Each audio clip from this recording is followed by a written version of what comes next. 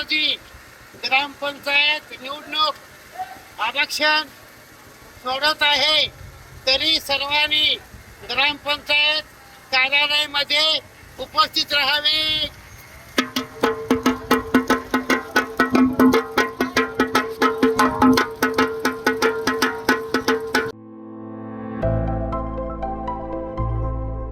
Mobile, internet आणि social मीडियाच्या युगात माहिती एका क्लिकवर उपलब्ध होते.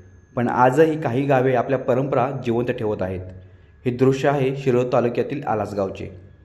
ग्रामपंचायत निवडणुकीच्या आरक्षण माहिती नागरिकांपर्यंत पोहोचवण्यासाठी गावात आजही पारंपरिक दौंडी पद्धत वापरली जाते. गुरुवारी होणाऱ्या आरक्षण सोडतीसाठी उपस्थित राहण्याचे आवाहन करण्यासाठी बुधवारी सकाळी गावभर नगारा दुमदुमला आणि त्याचसोबत घुमली दवंडी.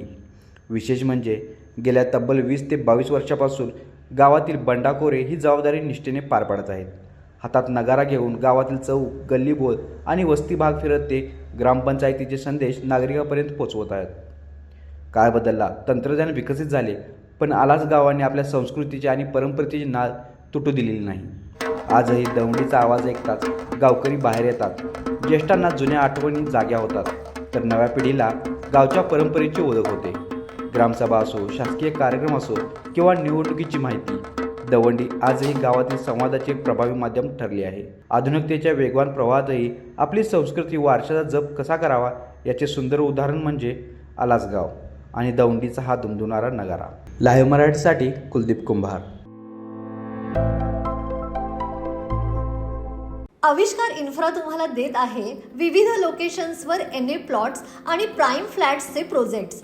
नंदिनी जाधव नगर, शांत निवांत कोल्हापुरात घर म्हणजेच नंदिनी जाधव नगर.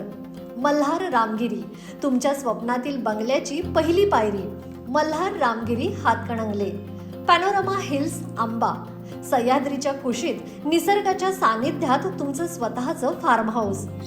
पद्मविरा सिटी जयसिंगपूर, एक आधुनिक लाईफस्टाईल देणारा 1 and 2 BHK होम्सचा प्रोजेक्ट.